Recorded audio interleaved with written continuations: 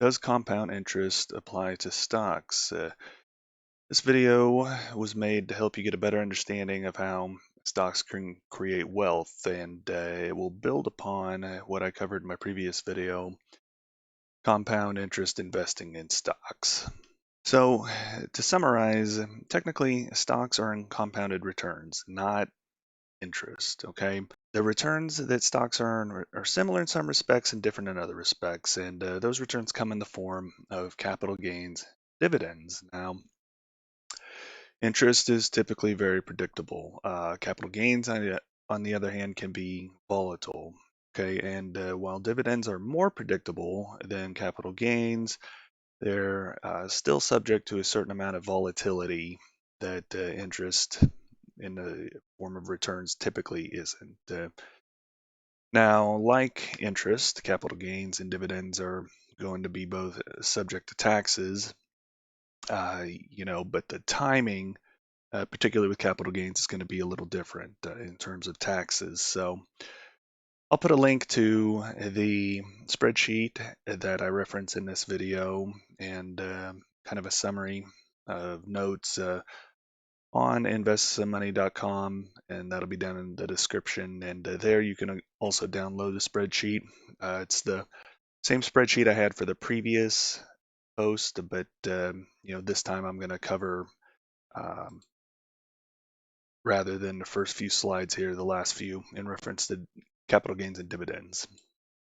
Also at the end, I like to address a couple of questions that I pull off of Quora related to the subject matter. They're sometimes a little obvious or ill worded, but hopefully they'll help anybody who maybe need a little extra explanation to understand something to do just that. First thing to clear up is stocks don't earn interest. Okay, they earn capital gains and dividends, like I said. Interest, generally speaking, is going to be fixed, and I think the reason people ask questions like this, like does compound interest apply to stocks, is because people's usual first exposure to any sort of investment is through a savings account or maybe a CD or something like that pays interest amount, and it's generally pretty fixed. But like in a savings account, it will also compound if you don't pull money out. It's something of a matter of semantics, but no, again, technically speaking, stocks don't earn interest. Okay, so capital gains, and we'll go into both of these in a little more detail, but capital gains, until they're realized, are referred to as paper gains. So if you own a stock and it doubles in value one day, that's great and all, but you don't realize that profit until you sell it. So if it doubles in value one day, goes back down to where it was the next day, then all you had was that gain and subsequent loss on paper. You didn't realize it. Dividends are similar to interest in that they typically come at fixed intervals, and that's typically going to be quarterly. There are some monthly dividend payers, particularly in the theater of mutual funds and ETFs and that sort of thing. But stocks, particularly, are generally going to pay quarterly, but there are some exceptions, and I can link to a post that I made regarding quarterly versus monthly stocks. And in that, I kind of compare. There's a theory that you earn better compounding returns because monthly stocks pay dividends more often, and in theory that should be right, and it is potentially right, but it depends in large part how the stock performs, and obviously if you reinvest those dividends. But all that's beyond the scope of this particular video. Anyhow, I just wanted to mention it, and like I said, that'll be linked in the description. Okay, so capital gains. What are capital gains? They are the changes in the price of the stock.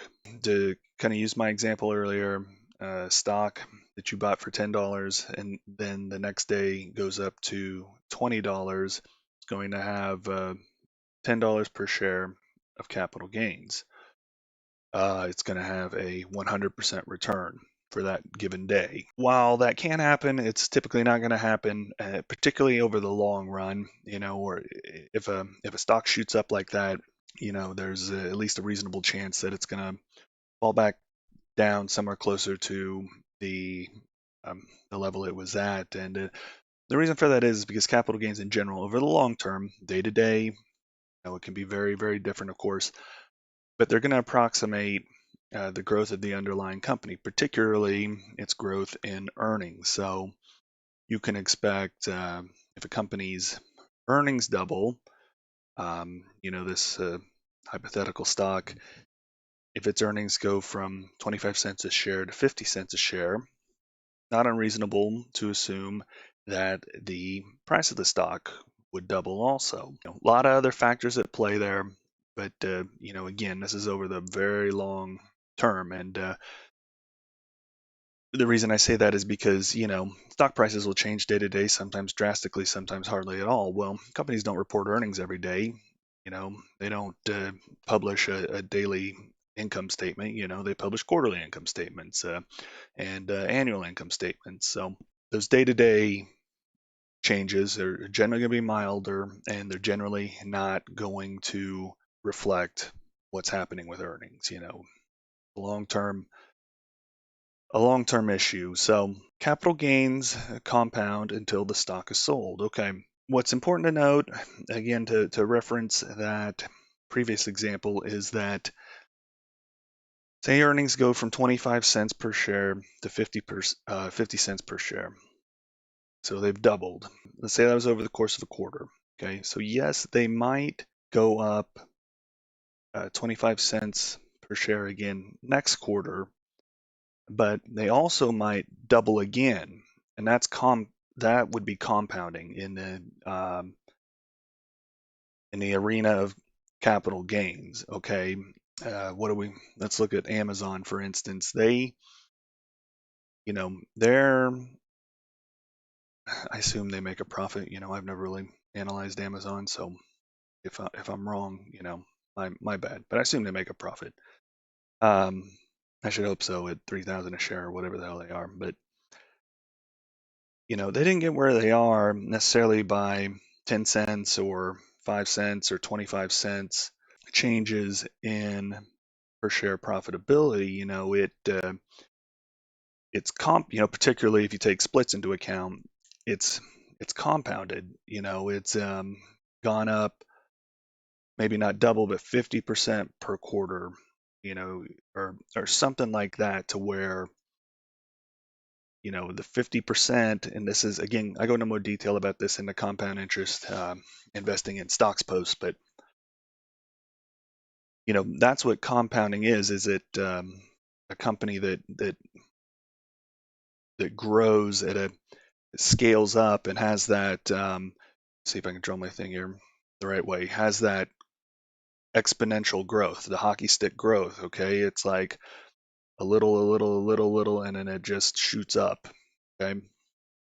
So I'll illustrate some of that here in just a moment. But what's important to note about capital gains is, it's in essence a speculation on the future performance of the company. Okay, it's not guaranteed. Dividends aren't guaranteed, but they're definitely more predictable than capital gains. Okay, so that's one important thing to keep in mind, that you're really betting on the future growth of the company when you're banking on capital gains, compounded returns. Okay, a little more about capital gains here. They can be volatile. All right, it's just a random example, but for instance, consider a totally different hypothetical stock than the one I was talking about earlier. Let's say it went down 10% in year one, but up 25% in year two. You might say to yourself, okay, great. I have a 15% return, minus 10, plus 25 is 15%. That's not the case. You have to keep in mind that after it's gone down 10, 25% of that is not as much as if it hadn't gone down 10. Okay, so your total return is actually 12.5% over the 2 years. Okay, so that kind of brings us to a concept of compound annual growth rate, CAGR, the abbreviation for that. And this is the compounding rate of return that would turn the beginning value into the ending value. What does that mean exactly? Well, we go back to our example above there. That's this example here. Okay, down 10%, up 25%. The CAGR is going to give you it's not technically an average, so don't, hold my feet to the fire on that. But it's like an average in the sense that it's a single number to represent a bunch of different numbers. Okay, so like I said, down 10 one year, up 25% the next. Well, how has your stock performed? Well, you can say that down 10%, up 25%, up 12.5% overall, but interest rates are usually conveyed on an annual basis. That's how people understand it. What's the uh, expected return they always say for index funds or the S&P 500 or whatever? It's 7%, 8%, 12%, whatever the case may be. Okay, they don't say, well, it's in 1955 this percent, 1956 this percent. They give you that one number that's supposed to represent the entire span of X number of years. All right, so that's why we calculate and use compounded annual growth rate. So in this instance, the compounded annual growth rate is 6.07%. If you're new to this, you might be like, what the hell? It didn't move 6% in any year. It went down 10%, then up 25%. You're right. What the CAGR does is in essence say, never mind all that volatility. Let's assume this stock increased or decreased, might be the case, at a consistent rate. We're being hypothetical here, but let's just pretend to conceptualize this a little better. Okay, so that consistent rate is 6.07%, and to prove that, if we look here, we've got $100. Take that times 1.067. All right, we get $106.70, of course. Now, if we take, this is year 2, then, that $106.70, take it times 1.067 again, what do we end up with? $112.50. What does that represent? A 12.5% gain on that $100. Okay, $12.50 in addition to your $100. All right, so hopefully that kind of makes sense. We'll get in a spreadsheet here and we can maybe illustrate that a little better. All right, so taxes. Again, on capital gains are paid when the stock is sold. If you buy a stock, generally speaking, let's just say 1980, and you're still holding on to it today and it's worth 10, 15, 20 times as much, it's compounded up that much, then you haven't paid taxes on that yet. Okay, why not? Because you haven't sold it.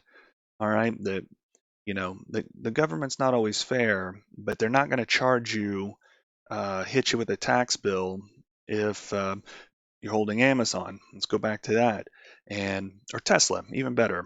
So over 2020 here, that's gone up as much as it has, but you haven't sold it. You're like, man, I'm going to ride this out. I think Tesla's going to the moon. I want to be part of that.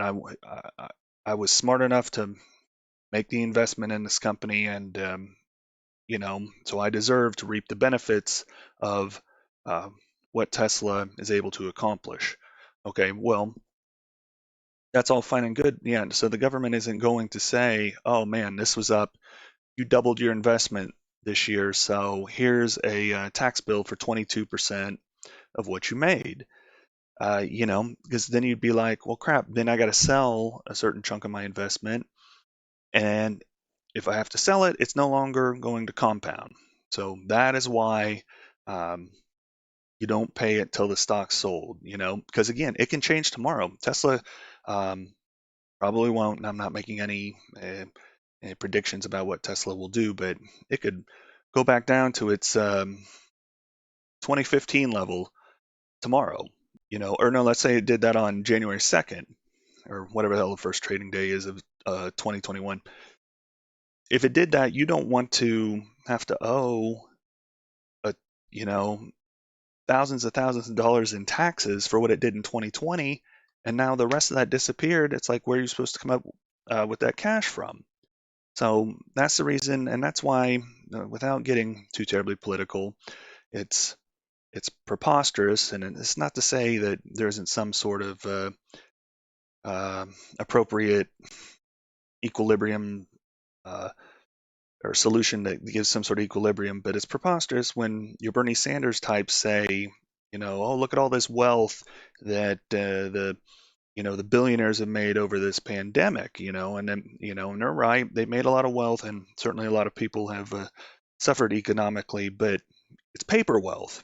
Send these people a multi-billion dollar, or in aggregate trillion-dollar tax bill, but if the stock market crashes another 25% tomorrow, or excuse me, uh, tomorrow or in January or whatever, they're not going to have the cash to do it. And if they needed the cash, what would they have to do? Sell their stock. What's going to happen if they sell all their stock?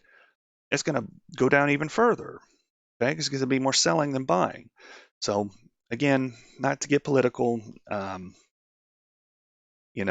interested in any unintelligent responses to that, but I use that as an example to illustrate point about capital gains and more specifically how taxes relate to them. And so the important thing to keep in mind with taxes is that they reduce your net returns. Bottom line, uh, you make 100% return, sell it, get out, get your cash. You're going to get a tax bill, you owe tax on it. 100% return becomes a 78% return.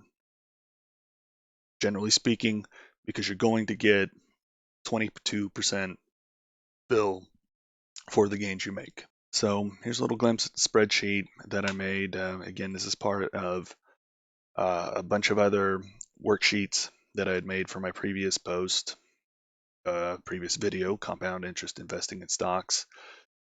So this is available for download again if you'd like to tinker around with it. And the reason you might do that is because it can kind of help you learn a little more about the concept if you're plugging in values and kind of toy with it and see what happens when you change the variables.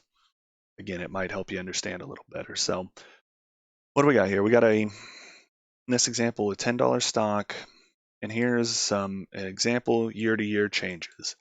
So up 17%, up 46%, doing real well. Then, takes a hit there, goes down 19% year 3. Remains unchanged year 4, and so on and so on and so on. Okay, so here's what happens to the price after all these year-to-year changes. It goes from $10 to $35.20. Okay, here's our total change from the initial investment at $10. After it goes up 17%, then 46%, we're looking at a 70% total return. Then it takes a bath, goes down 19%, 38.4, excuse me, remains unchanged, etc., etc. When all said and done, it's gone up 252%. So that's good. That was a pretty well performing stock. But again, how do we convey what's happened over all these years with one single figure? Well, again, we use the CAGR. All right. And that gives us the one figure. So what does a 17% and then a 70.8% increase in value mean? It means a CAGR of 30.7%. All right, so that's annual. The picture two scenarios. The stock can have gone up 17%, and then 70.8%, and the value will be 1708 in year 2. It could also go up 30%, 30.7% year 1, and 30.7% year 2, and still be at $17.08. And I'll prove it to you because we'll type 30.7, 30.7. Oh, what's the price at? 1708. Okay. And of course, the CAGR is that every year because it is nice and consistent. See what's happening there? If I keep this consistent, then the CAGR is that same thing. So my point there again is to illustrate how the CAGR is just another way of looking at what your returns were. And it strips out the volatility in your returns. It gives you one figure to represent how well that particular investment's done. Let's talk about dividends real quick here. And dividends are a topic on their own. I've written several posts on them, and probably before things are said and done, we'll do several videos on them because it's kind of a multifaceted topic, but we'll just touch on them real briefly here, and particularly how they relate to compounded returns. So dividends are similar to interest, but they're not typically contractually promised. They can be consistent. They can be expected, certainly, but they're not promised. No, for common stock, no company can promise you dividends. Okay, legally, anyways. Now, they can be reinvested, kind of like interest on a savings account can be that interest can be reinvested. Okay, so if you're able to reinvest dividends, you can get the same effect as you might get with compounded interest. Now, taxes are different, treated differently with dividends. They're going to accrue when the dividends are received. Okay, so since dividends are typically paid quarterly, sometimes monthly, sometimes semi-annually, sometimes annually, sometimes there are surprise dividends like Apple had years and years ago. Similar concept to the capital gains in that when you get that cash, that's when you're going to owe taxes on it. If you reinvest your dividends, while that might be a sound investing strategy, you're probably going to owe tax because you received cash before you turned around and reinvested it in the stock. So in that case, government's going to want what it thinks is belongs to it, and it's going to bill you for that. So if you employ that strategy, make sure you have enough cash to cover your taxes. So here we've got the dividend spreadsheet. You can see it's similar, but similar to the capital gains one, but expanded a little more. Let's go to the actual spreadsheet here and kind of look at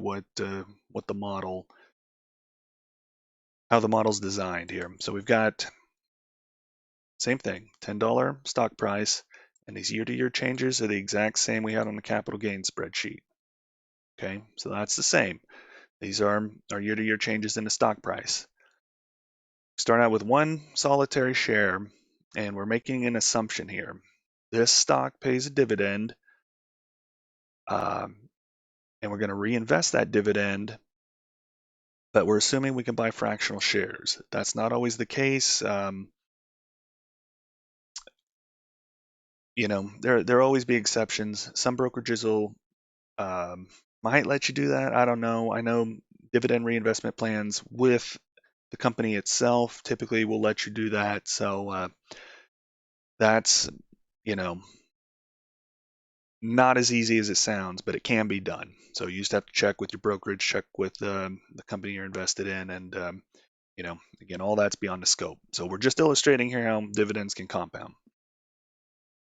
All right, so we've got our year-to-year changes, our total change in value.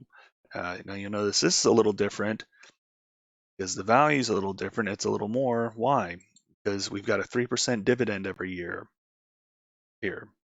So first year, and this is 3% on the stock price, so it's a 3% yield.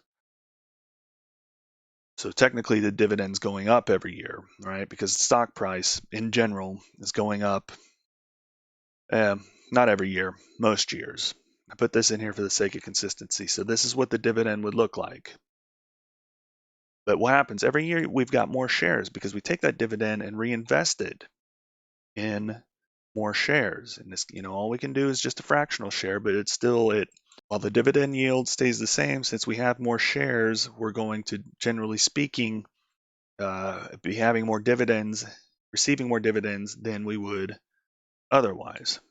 Okay.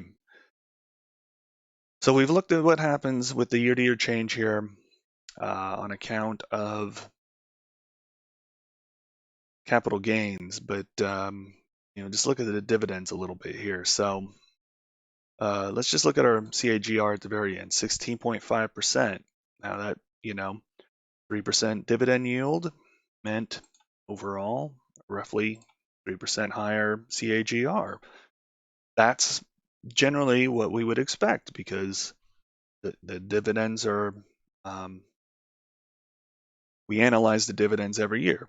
3% every year added 3% to our compound annual growth rate. That's, again, there's some rounding and some things don't, it's a little more because buying the shares and whatever detail, math that again is beyond the scope of this, but that's what we'd expect. So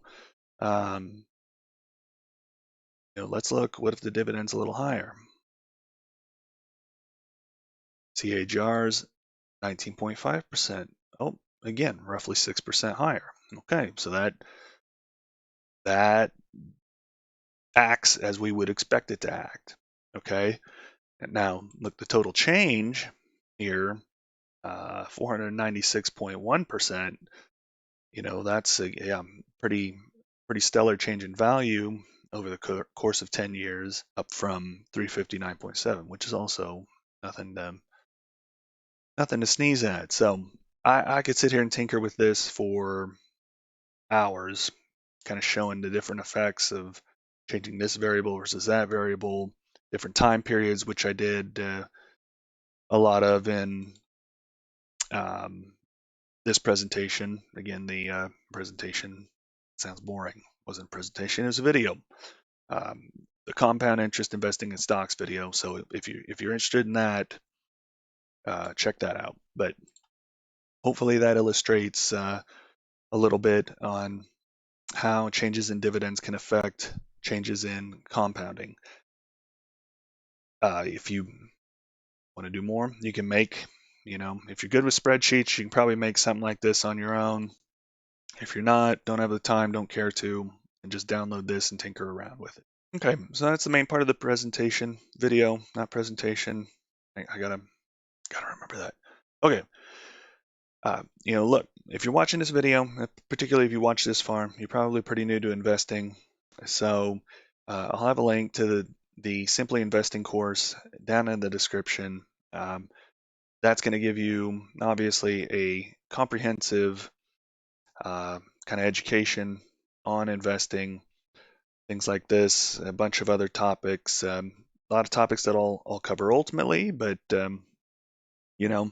if you'd rather get something straightforward, regimented, in a logical order to learn about investing, you might check it out. The thing about YouTube videos is, particularly when you're new, you got to kind of hunt and peck for keywords to make videos about, and to try to get a kind of a foothold. So, while I encourage you to subscribe to my channel, of course, like every other YouTuber ever, if you're interested in really getting out of the gates with an education about investing, then might at least click on the link and go check it out. That brings us to our questions. Again, pulled these off of Quora, so no promises are made as to the quality, but you know what, I'll answer them. So the first one is, what are some ways to earn compound interest money-wise? Well, there are a lot of ways. There's obviously stocks through capital gains, dividends. There's, bank accounts, savings accounts. Okay, that's going to be compound interest. Stocks, again, it's capital gains and dividends, not interest. But there are other ways to earn compound returns. Real estate, any investment, buying a business, opening a business, the same principles apply. As I covered a little more in my previous video, the compound interest investing in stocks, that anything can compound in theory, because it's just compounding is just a matter of earning money on money that you've earned. Okay, it's that snowball effect. It's the money earning money. Okay, your money working for you, that principle. The next question is, how does compound interest work when investing in stocks? Well, we've covered a lot of that over the course of this video. It's not interest, again, for the 100th time. Capital gains and dividends, capital gains compounding in capital gains has to do with compounding in a company's earnings, with its scaling up, with its hockey stick growth. Can I do that again here? There it is. The hockey stick growth, the exponential growth, can also be accomplished by the reinvestment in dividends. Compound growth, let me also make another point with dividends. If you receive those dividends in cash and turned around and buy another stock that it subsequently grows, well, in large part, the same thing can be accomplished. Dividends don't necessarily have to be reinvested in the same company to experience compound growth, but for simplicity's sake, that's the best way to illustrate it. So that's why I did that in this particular video. The third one is actually a good question. Even though this presentation is about stocks, it asks, how does the concept of compounding apply to mutual funds? And well, mutual funds can encompass a lot of things, but the majority of mutual funds and ETFs are going to be um, a bunch of people's money put together to purchase stocks. You're not directly invested in those stocks, but you're invested in a mutual fund. But the same principle applies as the stocks that fund stocks it owns, as they increase in earnings, as they increase in value, as their price goes up, you're going to get capital gains. The same token, if it's invested in stocks that pay dividends, then the mutual fund will pay a dividend. And with a mutual fund, setting up a dividend reinvestment is typically a little more straightforward. I don't know if it's the default thing that a lot of funds do necessarily. I haven't invested in mutual funds in a long time, with the exception of 401k, but it's very similar sort of thing with ETFs. You just own those stocks indirectly versus directly. So if you got any more questions, put those down in the comments. I will try to stay on top of them. And if not, maybe somebody else can give you an answer to your question, hopefully. But anyhow, thanks to all of you out there who have subscribed to the channel. And thanks if you've liked the video. I appreciate that. Google places, I guess, pretty big importance on all that. But hopefully this video did help you understand how stocks can grow via compounding. And yeah, if you like the video and want to invest some money in your sidebar to where you can check in it from time to time to see if there's a new video posted, then yeah, just subscribe. You know how YouTube works. So anyhow, thank you all for watching. Till next time.